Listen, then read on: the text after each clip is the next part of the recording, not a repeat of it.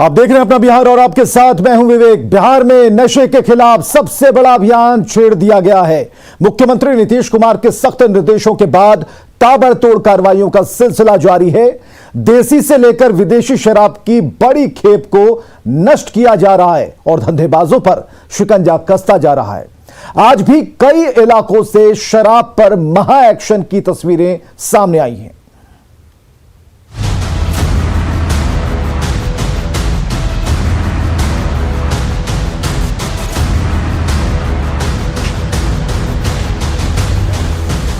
किया था 2015 में महिलाओं की मांग पर एक हम कॉन्फ्रेंस में थे और उसके पहले हम लोगों ने बहुत कोशिश की थी और लोगों के बीच में प्रचार कर रहे थे कि शराब बुरी चीज़ है, पीजिए नहीं, ये सब कुछ। लेकिन जब मांग पर हमने कहा कि अगली बार अगर आएंगे तो लागू करेंगे। बिहार में शराबबंदी कानून की महासमीक्षा के बाद ये बातें नीतीश कुमार ने राजधानी दिल्ली में 2 दिन पहले ही कही थी। नीतीश बार बार ये बताते रहे हैं कि बिहार में शराबबंदी उन्होंने महिलाओं की शिकायत पर ही की है। अब जबकि सीएम ने सख्त निर्देश जारी किए हैं, ऐसे में इसका असर जमीनी स्तर पर होता दिख भी रहा है। लगातार पुलिस और एक्साइज विभाग की टीम कार्रवाइयों में जुटी है। बेगूसराय पुलिस ने एक ऐसे नशेड़ी को गिरफ्तार किया है जिसके खिलाफ किसी और ने नहीं, खुद उसकी पत्नी ने ही शिकायत की थी। मुफस्सिल थाना क्षेत्र में पति के खिलाफ एक महिला की शिकायत पर पहुंची पुलिस ने शराबी पति को अरेस्ट कर लिया, तो वहीं शराब कारोबारियों पर नकेल कसते हुए इसी जिले के रिफाइनरी थाना क्षेत्र के हरपुर गांव में उत्पाद विभाग की टीम ने छापेमारी कर 307 कार्टन विदेशी शराब जब्त किया है। मामले में 2 आरोपियों को भी गिरफ्तार कर लिया है। तो वहीं बाढ़ में शराब के अवैध कारोबार के खिलाफ पुलिस ने बड़ी कार्रवाई करते हुए भारी मात्रा में देसी शराब जब्त किया है। कार्रवाई दियारा इलाके में नाव पर छापेमारी में की गई। शराब माफिया पर लगातार नकेल कसने के लिए बाढ़ पुलिस जो है एकदम तत्पर दिख रही है। अभी हम खड़े हैं पोस्ट ऑफिस घाट के पास। पोस्ट ऑफिस घाट जहां भी बाढ़ पुलिस जो है नाव के सहारे से अब दियारा जाने की तैयारी कर रही है। बाढ़ शहर के हर एक इलाके, हर गली, हर चौक चौराहे पर और एक एक घर की तलाशी कहें तो वैसे इलाका जहां शराब बिकने की बात आती है उन जगहों पर बाढ़ पुलिस तत्पर है और तैयारी करके छापेमारी कर रही है। अगली तस्वीर कटिहार के बारसोई थाना इलाके की है, जहां देसी शराब बनाने की कई भट्टियों को पुलिस ने ध्वस्त कर दिया। अवैध तरीके से बनाए जा रहे देसी शराब के लिए उपयोग में लाए जाने वाले कच्चे सामानों को भी जब्त किया गया है। और ये आखिरी तस्वीर राजधानी पटना से सटे विक्रम प्रखंड की है, जहां का एक वीडियो वायरल हुआ है। इस वीडियो में एक ग्लास शराब की कीमत 40 रुपये तक बताई जा रही है। विक्रम मुसहरी से वायरल हुई ये तस्वीर इस बात पर जोर दे रही है कि अभी भी शराबबंदी कानून को लेकर ग्रामीण इलाकों में जागरूकता अभियान चलाए जाने की जरूरत है। और ये इसलिए भी जरूरी है क्योंकि नीतीश चाहते हैं कि शराबबंदी सफल हो, बिहार जागरूक बने, नशे की लत दूर हो, परिवार बर्बाद ना हो, शराब से मौत ना हो, गरीब और ज्यादा गरीब ना हो, साथ ही बिहार नशा मुक्त बने।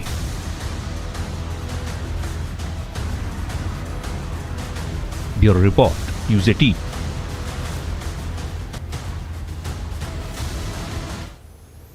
कांग्रेस प्रदेश अध्यक्ष मदन मोहन झा ने बिहार में सख्ती से शराबबंदी को लागू करने की मांग की है। उन्होंने कहा है कि सभी पार्टियों ने सदन में शराबबंदी कानून की सफलता को लेकर शपथ ली थी, लेकिन अगर सरकार मानती है कि शराबबंदी सफल नहीं हुआ तो कृषि कानून की तरह सीएम इसे वापस ले सकते हैं। बड़े बड़े मसले इसमें इन्वॉल्व हैं, चाहे वो कोई भी हो। अगर उनको बंद, हम लोग ने भी समर्थन किया था शराबबंदी में, हाथ उठा के किया था हाउस में, तो हम लोग उसे कहाँ भाग रहे हैं। लेकिन जिस पर्पज से शराबबंदी किया गया था वो फुलफिल नहीं हो रहा है, इसलिए बहुत लोग कष्ट में हैं। जो कुछ नहीं हो रहा है, झूठ मूठ का बंदी है, तो कहने का ये तात्पर्य है कि उसको सख्ती से लागू किया जाए। इधर बिहार के मुख्यमंत्री के रूप में 24 नवंबर को नीतीश कुमार के 15 साल पूरे हो रहे हैं और इस मौके पर राज्य भर में जेडीयू कार्यक्रम आयोजित करने जा रहा है। जेडीयू के नेताओं और मंत्रियों को अलग अलग जिलों की जिम्मेदारी सौंपी गई है। जेडीयू कार्यक्रम के जरिए नीतीश कुमार के 15 सालों के कामों को जनता को बताएगा, लेकिन नीतीश के 15 साल बेमिसाल के जेडीयू के कार्यक्रम पर आरजेडी ने सवाल खड़े किए हैं। पटना के कर्पूरी सभागार में एवं साथ ही साथ जो बिहार के विभिन्न जिले हैं, जो हमारे जिले हैं, वहां पर कार्यक्रम आयोजित किया जाएगा। इसमें माननीय नीतीश कुमार जी के शासन व्यवस्था की जो खूबसूरती है, उनके व्यक्तित्व के जो विभिन्न आयाम हैं, ये पार्टी के विभिन्न जगहों पर नेता इसकी सार्वजनिक चर्चा करके अपनी उपलब्धियों को कार्यकर्ता और जनता के बीच संवाद स्थापित करेंगे। जेडीयू के कहने से बेमिसाल नहीं ना होगा। जेडीयू को तो खुद जनता ने नकार कर 3 नंबर की पार्टी बना दी है। किस बात का बेमिसाल? जनता कह रही है कि एनडीए का 15 साल, जनता का बुरा हाल, बिहार बदहाल। इधर सासाराम में तिलक का समारोह मातम में बदल गया। खुशी के मौके पर की गई फायरिंग से एक वीडियोग्राफर की मौत हो गई। सासाराम में नोखा थाना क्षेत्र के कदवा गांव में शुक्रवार की रात एक तिलक समारोह मातम में बदल गया। बताया जा रहा है कि कदवा गांव निवासी मिश्रा इंडियन गैस एजेंसी के मालिक संजीत कुमार मिश्र के यहां उनके छोटे भाई का तिलक पटना से आया था। शुक्रवार की देर शाम तिलक चढ़ाने से पहले दरवाजे पर ही फायरिंग शुरू हो गई और इसी दौरान तिलक समारोह का वीडियोग्राफी कर रहे मसौना के संझौली गांव के कैमरामैन रवि कुमार को गोली लग गई। कैमरामैन को गोली लगते ही अफरा तफरी मच गई। लोग तुरंत उसे लेकर अस्पताल भागे, लेकिन रास्ते में ही उसकी मौत हो गई। मौत की खबर मिलते ही खुशी का माहौल मातम में बदल गया। गोली किसने चलाई, किसकी गोली से कैमरामैन की मौत हुई, यह अब तक पता नहीं चल पाया है। फिलहाल पुलिस मौके पर पहुंचकर छानबीन कर रही है।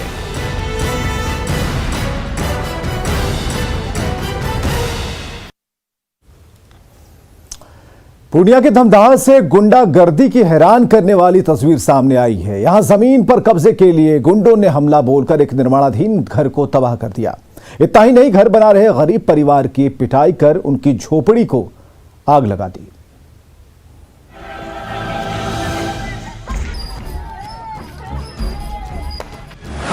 पूर्णिया में जमीन के लिए गुंडागर्दी।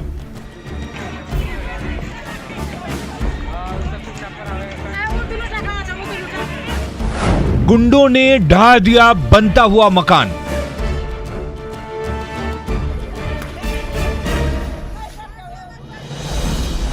बेरहमी से पिटाई, झोपड़ी में आग लगाई।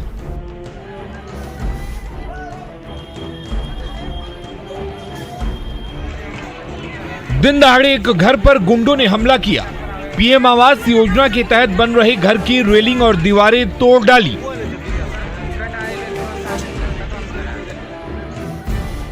और फिर जो गरीब परिवार ये घर बना रहा था, उसकी पूस की झोपड़ी को आग के हवाले कर दिया।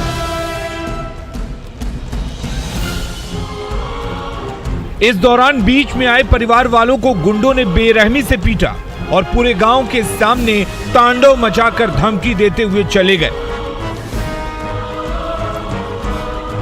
सारे आदमी को मार कर, मतलब सारे परिवार को घोलटा दिया, मार के तोड़ फोड़ के चला गया। और ऊपर से घर में 2 लाख रुपया मकान बनाने के लिए रखे थे और 10 भरे का चांदी का सिकड़ी था, वो भी लेके चला गया। बक्सा उक्सा का कब्जा सारा कुछ उखाड़ पुखाड़ के बक्सा ठोक चौकच के चला गया। कौन? वकील मंडल ने। मामला पूर्णिया की धमदाहा थाना इलाके के नीरपुर गांव का है, जहां शुक्रवार को वकील मंडल नाम के शख्स ने कुछ गुंडों के साथ गांव में घर बना रहे विजेंद्र मंडल के यहां हमला बोल दिया और विजेंद्र मंडल के परिवार की पिटाई के बाद निर्माणाधीन घर में तोड़फोड़ की, फिर उनकी झोपड़ी में आग लगा दी। विजेंद्र मंडल के बेटे बादल मंडल के मुताबिक जिस जमीन पर उनका घर बन रहा है, उसे उनके दादा ने खरीदी थी, लेकिन वकील मंडल ने उस पर अपना हक जताते हुए हमला किया। वकील मंडल जैसे कि हमारा दादा का चचेरा बेटा होगा, उसका उस जमीन पर क्या अधिकार है?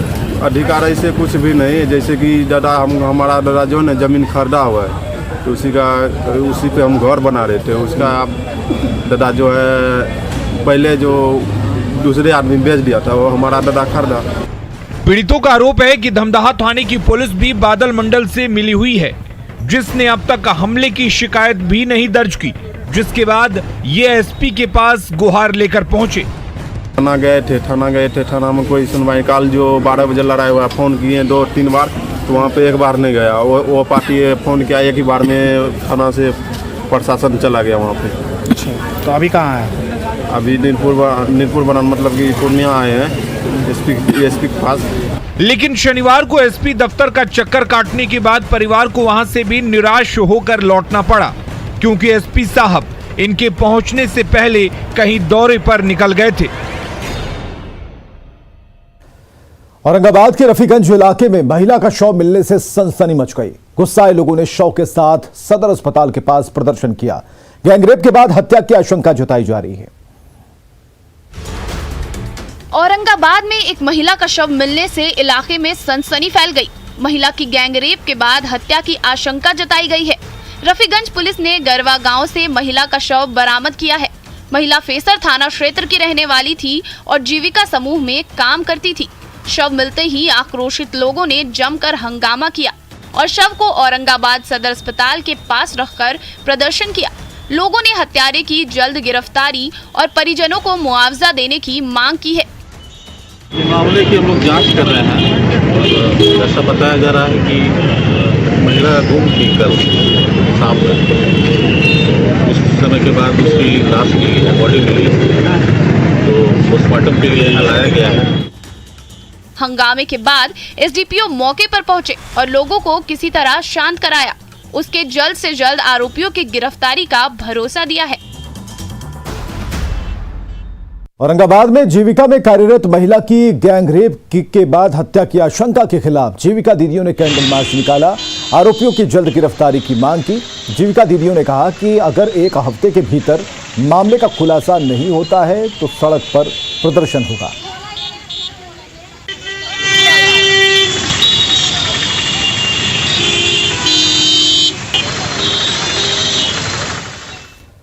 और सहरसा में मोहम्मद जैकी की हत्या मामले में एक नया मोड़ आ गया है। घरेलू विवाद में मोहम्मद जैकी की हत्या उसके बड़े भाई गुड्डू ने ही कर दी थी। जांच के दौरान मृतक की भांजी ने इसका खुलासा किया। इसके बाद पुलिस ने आरोपी के घर से खून से सने कपड़े भी बरामद कर लिए हैं। वहीं हत्याकांड का एक सीसीटीवी फुटेज सामने आया जिसमें आरोपी गुड्डू भागता नजर आ रहा है।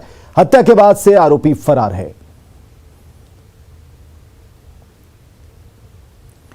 तो दो तस्वीरें हम आपको दिखा रहे हैं जब पुलिस जांच के लिए पहुंची थी, और ये वो तस्वीर है जिसमें अपने भाई की हत्या करके आरोपी भागता हुआ दिख रहा है।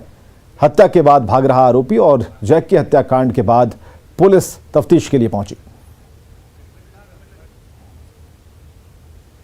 बात से फोन पे बहस हुआ था। किससे? दोनों मामू में गाली गलौज हुआ था। दोनों एक गाली गलौज हुआ था। वहाँ पे गया ना बड़े मामू, तो उसके बाद मामू कहाँ आया? बड़ा मामू भाग करके हत्या करके इन्हें मालूम कहाँ गया, मार के पता नहीं कहाँ चला गया। कपड़ा कहाँ बरामद हुआ? आया कपड़ा बदल के भाग गया। मुजफ्फरपुर में नदी में डूबने से 2 भाई समेत 3 बच्चों की मौत हो गई। घटना अहियापुर के शिवराहा वासुदेव की है। मृतकों के नाम आयुष, आलोक और अनीश हैं। तीनों ट्यूशन से लौटने के बाद क्रिकेट खेलने नदी किनारे गए थे। इसी दौरान तीनों नदी में डूब गए।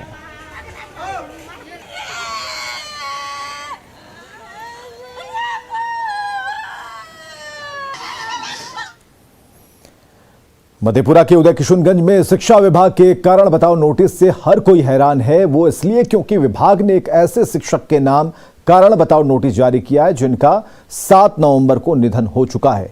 उदय किशुनगंज के मंजौरा उत्क्रमित मध्य विद्यालय के शिक्षक सुमन कुमार का लंबी बीमारी के बाद 7 नवंबर को निधन हो गया था, जिसकी सूचना विभाग को 8 तारीख को ही भेज दी गई थी।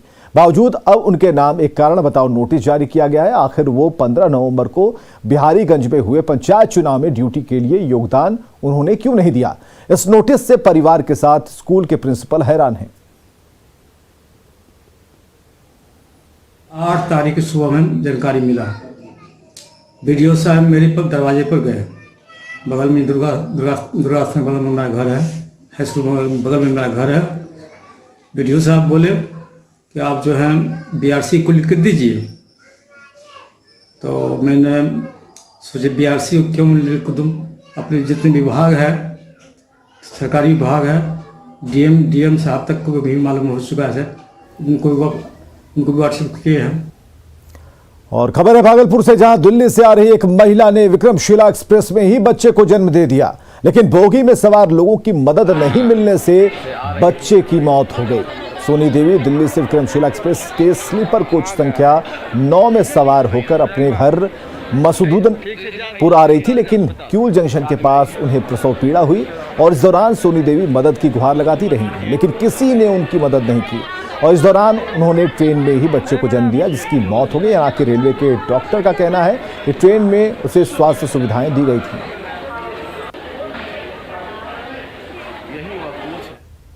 चिकित्सा विभाग के द्वारा अटेंड किया गया था, उसके बाद जमालपुर में भी अटेंड किया गया, वहाँ पर भी जो उपचार हो सकता था वो किया गया।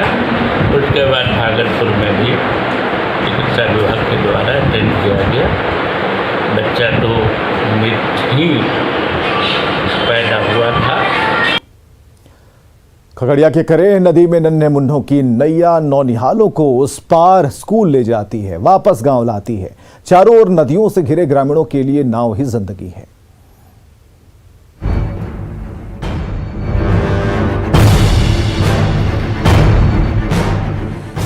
इस नैया के मुसाफिर भी नन्हे मुन्ने हैं और खेवैया भी। नन्हे खेवैया की पतवार चलती जा रही है और नन्हे मुन्नों की नाव दूसरे घाट की ओर बढ़ती जा रही है। ये नजारा है अलौली के गम्हरिया गांव का, जहां नाव ही जिंदगी है। अस्पताल जाना हो तो नाव, खेत जाना हो तो नाव, मजदूरी के लिए शहर जाना हो तो नाव, नौनिहालों को पढ़ने लिखने स्कूल जाना हो तब भी नाव ही एकमात्र सहारा है, जो गम्हरिया के छोटे से लेकर बड़ों को हर दिन इस पार से उस पार लाती और ले जाती रहती है। लाओस से लाओस डर लगे छ? हाँ हैं? हाँ कहाँ जाए छी नाव से? पढ़े। अच्छा, फिर नाव से जाए छी घर वापस जाए छी? पढ़बै ले। अच्छा, बच्चा के कहाँ से लौटाबै छी? ओइ पार से एहि पार करे छी पढ़बै ले, स्कूल जाए ले। अच्छा, डरो तो लागे थे ना? हाँ, नदी में डर नहीं लागे छे बच्चा के। नदी के इस पार मुफलिसी और बदहाली का बोलबाला है, तो उस पार स्कूल और अस्पताल। इस पार गरीबी और तंगहाली है, तो उस पार रोजगार और रोजी रोटी, जिसकी तलाश में गम्हरिया के ग्रामीण नाव पर सवार होकर इस घाट से उस घाट आते जाते रहते हैं। लेकिन जब मझधार में नैया डगमगाने लगती है तो उस पर सवार ग्रामीणों की जान सांसत में पड़ जाती है। कई बार ऐसे हादसे हो भी चुके हैं, लेकिन यहाँ नाव के सिवाय गुजारा मुश्किल है। चूल्हा के आदमी सिर्फ एक ही साधन है, लाव ही। अगर रात्रि में किसी का पेट दर्द हो या किसी तरह का तकलीफ हो तो लाव के ही बिना कोई साधन नहीं हो पाता। 1000-25,000 ब्याज पर पैसा लेते हैं और लाव खरीद कर पार होते। कोई स्थान नहीं है, हम लोग का उपाय नहीं है। गम्हरिया के ग्रामीणों के लिए नाव ही जिंदगी है। जहां नाव ना हो तो जिंदगी ठहर सी जाती है और जब भी नाव डगमगाने लगती है तो वही जिंदगी सांसत में पड़ जाती है। दिग्विजय कुमार, न्यूज़ 18 खगड़िया। भारत के अपने शॉर्ट वीडियो शेयरिंग ऐप चिंगारी ने क्रिप्टो सोशल टोकन गारी के साथ क्रिप्टो करेंसी बाजार में धमाकेदार कदम रखा है। सुपरस्टार सलमान खान गारी के ब्रांड एम्बेसडर हैं। चिंगारी ऐप भारत में खासा लोकप्रिय हो रहा है और सोशल मीडिया कैटेगरी में बेस्ट ऐप का खिताब भी पा चुका है। चिंगारी ऐप न सिर्फ कंटेंट क्रिएटर्स बल्कि व्यूअर्स, एडवर्टाइजर्स और डेवलपर्स सबकी कामयाबी की कुंजी है और गारी का इस्तेमाल भविष्य की इन ऐप करेंसी के साथ गवर्नेंस टोकन के तौर पर भी हो सकता है। जानते हैं सौरभ से, जो कि एक इन्फ्लुएंसर हैं।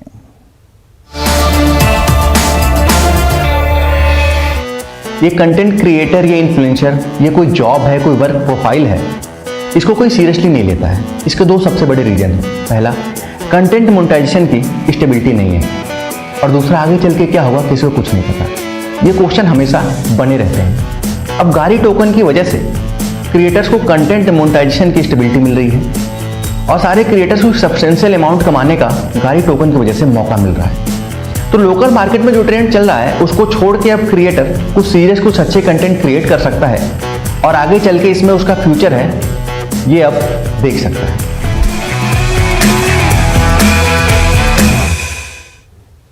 आगे देखिए जोहार झारखंड।